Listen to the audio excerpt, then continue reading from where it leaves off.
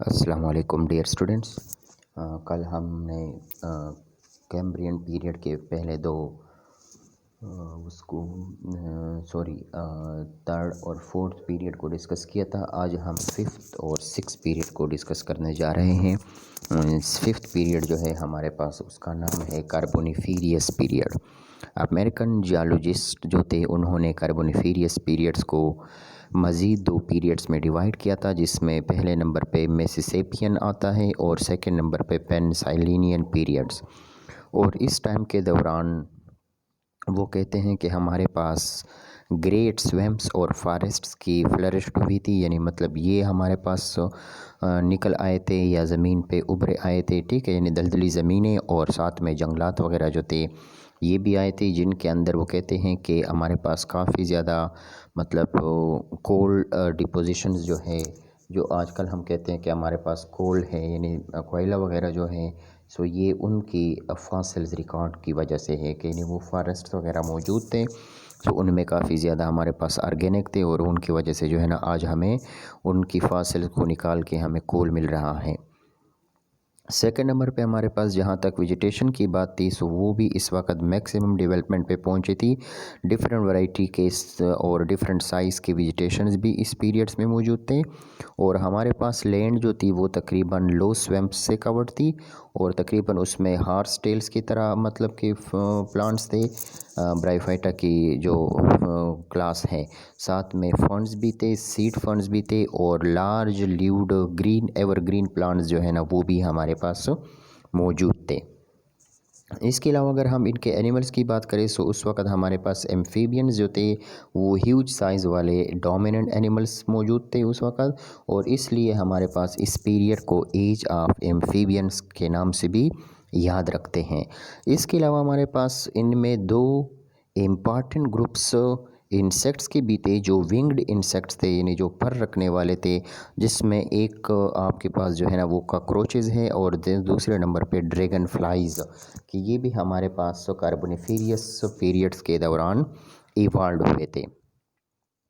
इसके अलावा हमारे पास सीज़ की अगर हम बात करें so the seas continue to support rich invertebrate life, और सीज़ भी यानी समंदर भी हमारे पास मौजूद थे, जिनकी वजह से हमारे पास ये इनवर्टिब्रेट की लाइफ भी यानी उस वक़्त पाई जाती थी। वर्टिब्रेट की लाइफ की वजह से यानी वो अंदाज़ा लगाते हैं कि हमारे पास सीज़ भी मौजूद थे कार्बोनिफेरियस पीरियड्स के दौरान।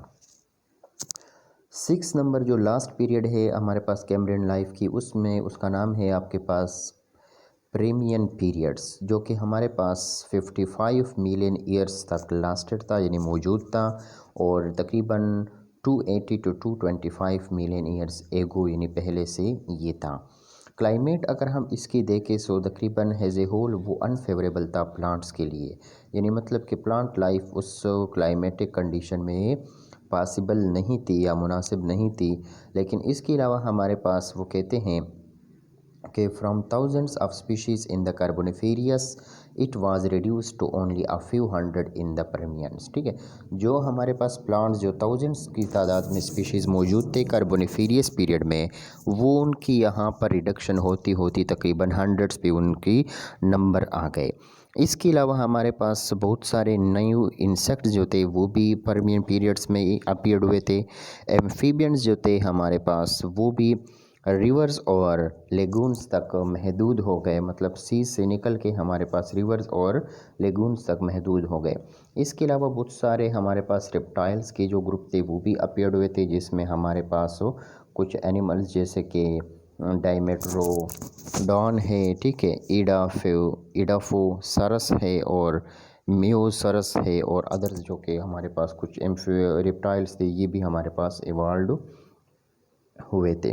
और परमियन की जो हमारे पास क्लोजली स्टडी अगर हम करें तो ये तकरीबन हमारे पास ये इस चीज़ पे आके रुक जाता है कि इस वक्त हमारे पास पैलोजोइक एरा जो था उसकी एंड हो गई है। सो फर्स्ट चैप्टर में हमने तकरीबन रिकॉर्डेड हिस्ट्री ऑफ लाइफ को जो है ना स्टडी किया, और by then many groups of plant and animal which had dominated the Paleozoic scene had become extinct. और फिर इस टाइम तकरीबन बहुत सारे एनिमल और प्लांट भी अब देख रहे हैं कि एक्सटिंक्ट होते गए। 75% एम्फीबियन फैमिलीज़ जो थी उनकी भी तकरीबन हमारे पास डेथ हो चुकी है। फोरिमिनिफेरा और ब्रायोजोन्स और कोरल्स, प्रेजोपोड्स, ट्राइलोबाइट्स और प्लास्टोडिड्स और तकरीबन ये सब कुछ भी वेनिस्ट हो चुके हैं, यानी ख़त्म हो चुके हैं। क्रिनाइड्स और इकानोइड्स, ड्विंकल्ड, तकरीबन ये भी हमारे पास ख़त्म हो चुके हैं। और मेजॉरिटी ऑफ फिशेस जो है वो अंडरवेंट एट ड्रास्टिक रिडक्शन, यानी वो भी काफ़ी ज़्यादा हमारे पास मुश्किल हालात से गुजर रहे थे और उनकी भी मतलब स्पीशीज़ ख़त्म होती गई। सो यहाँ नीचे आपसे कुछ और एक्स्ट्रा इंफॉर्मेशन दी है कि why this happened is not clear. ये जो कुछ भी हुआ है ये क्यों इतना क्लियर नहीं है। It may have been connected with extreme changes in the climate and topography. और इसकी वजह जो है इसके पीछे वो बेसिकली क्लाइमेट में जो चेंजेस है और टोपोग्राफी में, यानी स्ट्रक्चर की लिहाज से सॉइल की या अर्थ की। सी लेवल फेल, और क्योंकि इस वक्त सी लेवल भी हमारे पास बहुत कम हो चुका था और कॉन्टिनेंट जो थे वो ऊपर आ चुके थे, और सो इसलिए हमारे पास जो है ना शैलो सीज़ वगैरह जो थे वो ड्रेन ऑफ हो चुके थे, और ज़मीन और जो थे ना हमारे पास साल्ट्स के डेजर्ट्स रह चुके थे। और प्रीमियम पीरियड्स के आखिर में a general folding of earth crust अकड़, तकरीबन अर्थ क्रस्ट की फोल्डिंग भी हमारे पास हैपन हुई थी, जिसे हम एप्लीचेन्स रिवोल्यूशंस कहते हैं। यानी मतलब कि ग्रेट माउंटेन चेन्स वगैरह भी इस दौरान हमारे पास बन चुके थे। Great glaciation covered most of the southern hemisphere, और ग्लेशियर्स वगैरह ने भी तकरीबन साउथर्न पोर्शन जो था उसको कवर किया था। क्लाइमेट जो था वो तकरीबन एक्सट्रीमली कोल्ड था और ड्राई था। इसके अलावा हमारे पास many of the Palaeozoic form of life apparently unable to adopt to the climate change. और बहुत सारी इस वक्त लाइफ जो थी वो इस चेंजेस को अडॉप्ट नहीं कर सकते थे, सो इसलिए वो एक्सटेंट हो गए। और इसके अलावा मेरीन लाइफ जो है वो भी वेनिश हो चुकी थी, ठीक है, owing to the controlling cooling of water, क्योंकि पानी काफ़ी ज़्यादा ठंडा हो चुका था। And decrease in the amount of available space, और अवेलेबल स्पेस की अमाउंट जो थी वो भी कम पड़ गई थी। सो इसलिए हमारे पास अक्सर जो डिफरेंट वैराइटीज़ ऑफ लाइफ, चाहे वो एक्वेटिक थी या मतलब टेरेस्ट्रियल थी, सो वो हमारे पास इस पीरियड के दौरान डिस्टर्ब हुई थी। सो ये हमारे पास लास्ट 2 पीरियड्स थे कैम्ब्रियन लाइफ के, जिनको हमने डिस्कस कर लिया। So thank you for watching and listening today lectures.